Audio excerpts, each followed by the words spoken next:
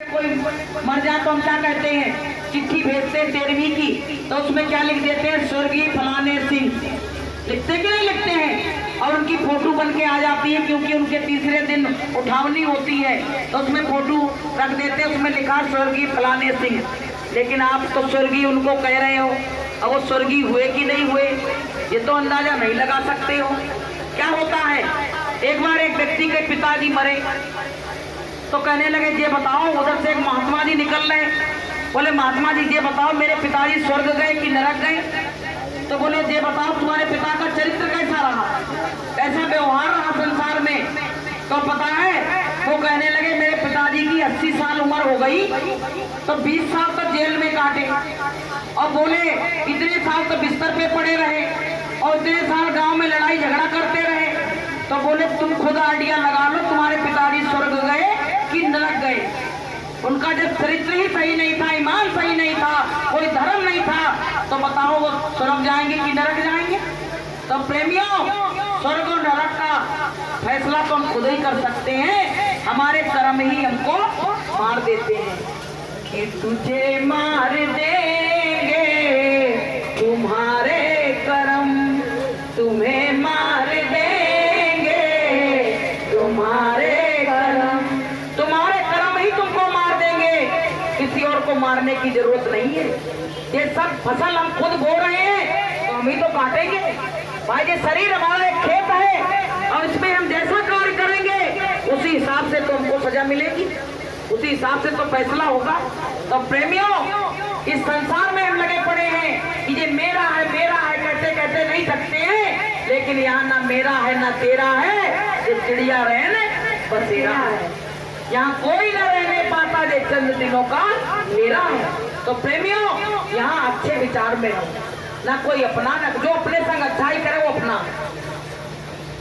आप अपने बच्चों पे बड़ा भरोसा करते हो, लेकिन वो बच्चे जब बुढ़ापे में आपको गन जैसी गोली दे देते निकाल के, तब आपके कलेजे में कैसी लगती जाती, क्या लगता है कि अरे इससे तो मैं संतानहीन रहती वो अच्छा रहता, ऐसे औलाद को मैंने जन्म दिया। तो प्रेमियों, तुम उन बच्चों से आशा मत लगाओ। ये कलकाल में, कलयुग में वो बच्चों की मनोवृत्ति बदल गई। श्रवण कुमार अपने माता पिता को लेके गए तो यहाँ से तो बड़ी अच्छी तरह ले गए, लेकिन जब दिल्ली आई तो दिल्ली में जाते जाते अपने माँ बाप को वही छोड़ दिया। बताइए, गुरु महाराज कहते थे बच्चों दिल्ली जैसी बुरी जगह कोई नहीं है, वहां जाके आदमी की मति खराब हो जाती है। इतना माता पिता से प्रेम करने वाला व्यक्ति और जाके माता पिता को वहां छोड़ दिया। तो प्रेमियों, आजकल का प्रभाव देखिए, घर घर में माताएं बहनें रो रही हैं। किस लिए रो रही है? बच्चे कहते हैं कि तुम निकल जाओ घर से, अब तुम्हारी यहाँ जरूरत नहीं है, अब तुम्हारे मन की बात, बुढ़ापा आ गया, अब कोई पूछने वाला नहीं। जब तक तुम जवान रही कर करके खिलाया तब तक तो सब अच्छे लगे, लेकिन अब वो माता पिता क्या हो गए, एक भार स्वरूप बन गए। तमाम माताएं बहनें इस बात से परेशान हैं, लेकिन उनके मन में फिर भी अपने बच्चों के लिए नफरत पैदा नहीं होती है। तब भी वो सत्संग में आती है तो अपने बच्चों के लिए भगवान से, गुरु से कहती, परमात्मा उसने हमको ठोकर दी तो ठोकर दी, लेकिन परमात्मा तुम उनको ठोकर कभी मत देना, मेरी आंखों के सामने उनका कुछ बिगड़े। यही तो आप लोग कहते। तो प्रेमियों, जब बुढ़ापा आता है तो हमारी बात पूछने वाला कोई नहीं रहता। कि बुढ़ापो आयो कोई ना पूछे मन की बात, बुढ़ापो आयो कोई ना पूछे मन की बात। बूढ़े लोग बेचारे ऐसे बैठे रहते मुंह किए, उनसे कोई बात नहीं करता। घर में मेहमान आए तो उनको बुला लेते हैं, चाय नाश्ता दे रहे हैं, लेकिन बूढ़े आदमी को अंदर कर देते हैं। कि बुढ़ापो आयो कोई ना पूछे मन की बात, बुढ़ापो आयो कोई ना पूछे मन की बात। अंदर से मेरे लड़का आए सुन मैया मेरी बात, अंदर से मेरे लड़का आए सुन मैया मेरी बात। चारों कोने खाली पड़े हैं, डाली लो अपनी खाट, बुढ़ापो आयो कोई ना पूछे मन की बात, बुढ़ापो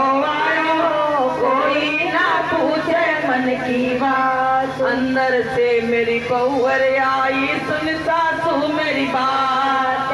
अंदर से मेरी बहुवर आई, सुन सासू मेरी बात। बकस की चाबी हमको दे दो, काले मारो चाहे आज। घोड़ा पवायो कोई ना पूछे मन की बात। घोड़ा पवायो कोई ना पूछे मन की बात। ससुरे से मेरी बिटिया आई, सुन बिटिया मेरी बात। ससुरे से मेरी बिटिया आई, सुन बिटिया मेरी बात। धन दौलत सब उनको दे दई, कौन पूछे तुम्हारी बात।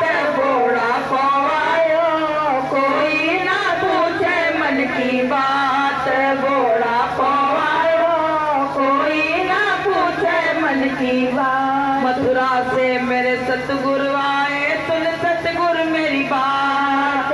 मथुरा से मेरे सतगुरु आए, सुन सतगुरु मेरी बात। अब तो माला ले लो हाथ में, दिन जपो रात।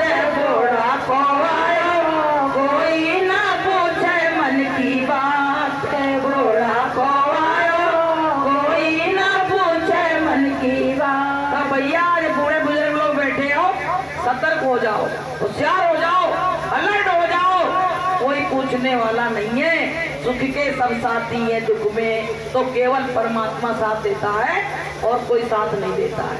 इसलिए गुरु भक्ति में आने के लिए पीछे मत जाओ कि भैया दूध लाना है, फलाना काम करना, नाती रो रहा था, बेटा रो रहा था।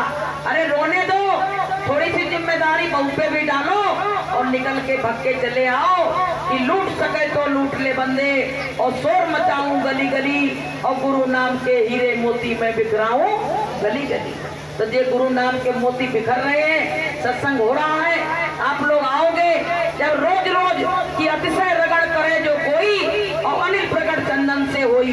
जब रोज रोज रगड़ करोगे तो प्रेमियों उसमें से अग्नि पैदा होगी, चिंगारी पैदा होगी, ऐसी प्रेम की, ऐसी दीवानगी आपके ऊपर आ जाएगी, ऐसी मस्ती आ जाएगी, क्योंकि आपको गुरुदेव के सत्संग के बिना तो कुछ अच्छा ही नहीं लगेगा। आप तो यही कहोगे, किसी से पूछ लोगे ना कहाँ सत्संग है, तो आप चोरी से सत्संग में आके बैठ जाओगे कि दिल लगता नहीं सत्संग के बिना। दिल लगता नहीं सत्संग के बिना। घी का दिया मंदिर में जलते हैं, घी का दिया मंदिर में जलते, सत्संग का दिया हृदय में जले। सत्संग का दिया हृदय में जले। दिल लगता नहीं सत्संग के बिना, मन लगता नहीं सत्संग के बिना। तो आपको जब आदत पड़ जाएगी, जब शराबी की आदत पड़ गई अड्डा पे जाने की, शराब के, तो जैसे शाम हुई, पत्नी से झूठ बोला, बच्चों से झूठ बोला, और जाके कलारी के अड्डे पे खड़ा हो गया। ऐसे प्रेमियों, आपको गुरु के वचनों की अगर लत लग गई सत्संग की, तो आप चाहे दुनिया के 100 काम, 1000 कामों को छोड़ के और आप यहाँ आओगे, घंटे के लिए आप जरूर बैठोगे। तो प्रेमियों, ये मन जो है ना, ये इसको कोई ना कोई काम में लगाए रखो। ये खाली नहीं बैठता है, ये है भूत, ये भूत है, इसको कोई ना कोई काम चाहिए। चाहे तुम बुराई की तरफ लगा दो और चाहे अच्छाई की तरफ लगा दो, कि कबीरा तो मन एक है, और चाहे जिधर लगाए, और चाहे गुरु की भक्ति कर, चाहे विषय कमाए। इससे चाहे तुम विषय वासनाओं में डाल दो और चाहे गुरु की भक्ति में डाल दो। तो प्रेमियों, ये जीवन जा रहा है, ये जीवन की गाड़ी चली जा रही है और उतरने की मंजिल करीब आ रही है। और यहाँ से तो मंजिल बहुत पास है। मुक्ति द्वार जो है ना, यहाँ तो बिल्कुल पास में ही है, यहाँ ज्यादा दूर चलने की जरूरत नहीं है, बिल्कुल पास में ही है जहाँ जाना है। तो प्रेमियों, इस द्वारा को जब देखा करो तो इसको प्रणाम कर लिया करो, क्योंकि आखिरी मुकाम हमारा यही है, यहीं पे आके हमको आखिरी शांति यही मिलेगी। तो प्रेमियों, मानव जीवन जा रहा है, गुरु की रैली में लगाओ, गुरु के सत्संग में आओ और चोरी मत करो कि आज आए कल बैठ गए। समय से आओ, समय से जाओ। देखो, समय से हम नहीं आए, इसके लिए हम सबसे क्षमा चाहेंगे, क्योंकि मास्टर जी चले गए थे, थोड़ा हमें पैदल आने प्रॉब्लम आ रही थी, इसलिए हम सोचे आ जाए तब आए, नहीं आ पाए, लेट हो गए, इसके लिए सबसे क्षमा चाहेंगे। लेकिन सत्संग में तो कायदे से समय से ही आना चाहिए। तो प्रेमियों, हम तुम शाकाहारी निर्विकारी रहो। गुरु महाराज ने कहा आगे का समय बड़ा खराब है, अंडा मांस शराब पापों की जननी है, और जो लोग अंडा मांस शराब का सेवन करेंगे तो कुदरत रूपी माँ बौखलाई हुई बैठी है, तुम्हारे ऊपर पटना फेर देगी, बिल्कुल तमाम सब नष्ट कर देगी, बर्बाद कर देगी। तुम बड़ी बड़ी आशाएं लगाए बैठे हो, एक भी आशा पूरी होने वाली नहीं है। क्या आओ रे लोगों संसार में, और काम यही एक आएगा, और ये नर्तन अनमोल मिला है और बार बार नहीं पाएगा। इसलिए प्रेमियों, संत की शरण में आ जाओ। अभी बहुत नए लोग आ रहे हैं, तमाम माताएं बहनें नहीं आ रही हैं। हमको अब जो माताएं बहनें नहीं आए और इसमें जुड़ना चाहें तो अपना नाम जरूर आके मंच पे यहाँ लिखवाएं, क्योंकि हम भी तो समझे कि हमारी मेहनत का कुछ फल मिल रहा है कि नहीं मिल रहा है। यहाँ आके अपना बाकायदा नाम, पता, नंबर सब कुछ दो, क्योंकि हम गुरुदेव के चरणों में पेश करेंगे। तो गुरु महाराज, ये शाकाहार की रैली निकली तो इतने नए लोग निकल के आ गए, तो मालिक से हम भी तो बताएंगे। तो प्रेमियों, जो नए लोग आओ, माला लो, फोटो लो और गुरु महाराज का भजन करो। आगे का समय बड़ा खराब है। गुरु महाराज ने कहा जो झंडे के नीचे आ जाएगा तो उसकी समाज और सुधार हो जाएगी, और झंडे के नीचे जो नहीं आया तो वो जाने, उसका काम जाने, मैं कुछ नहीं कहने वाला हूँ। तो प्रेमियों, गुरु महाराज ने नारा लगाया कि अभी समय है, बचना चाहो और फिर मत कहना हमें बचाओ। तो अभी समय गुरु महाराज ने दिया है, तो अभी बच जाओ, आ जाओ झंडे के नीचे, रैलियों में आके प्रचार कर लो, अन्ना मांस शराब छोड़ दो, नहीं तो प्रेमियों एक बुराई तुम्हारे पूरे जीवन को ले डूबेगी। मांस मछलियां खाते हैं और सुर बांधते हैं और दिन अंदर के जाएंगे माता पिता समेत पूरे कुटुंब परिवार के साथ जाना पड़ेगा। गुरु महाराज ने कहा अभी तुमने कहां से मौतें देखी हैं? अभी तो थोड़ी मौतें हुई कोरोना में, ऐसी मौतें होंगी कि लाशें चढ़ेंगी घर घर में और उठाने वाला मिलेगा ना, यार जमाना बदलेगा। गुरु महाराज ने कहा अभी तो हथौड़ी लगी है कि लगी है हथौड़ी, हथौड़ा लगेगा, और नहीं ध्यान दोगे तो घन भी बजेगा। तो वो घन बजने वाला है प्रेमियों, और घन तो बहुत बड़ा होता है, बहुत पैसा होता है, एक घन में तो लाखों करोड़ों का सफाया हो जाएगा। इसीलिए गुरु महाराज कहते बच्चों, सुबह उठ के रैली में जाओ, अंडा मछली छोड़ो और प्रभु से नाता जोड़ो, परमात्मा से नाता जोड़ लो और अंडा मछली से नाता तोड़ लो, तो आपका बचाव हो जाएगा। नहीं तो प्रेमियों, वो कुदरत किसी को छोड़ने वाली नहीं है। चाहे आप 10 मकानों के अंदर घुस जाना और वहां भी जाके आपको घेर लेगी और उसका वारा न्यारा कर देगी। इसलिए प्रेमियों, अभी समय है, बचना चाहो फिर मत कहना हमें बचाओ।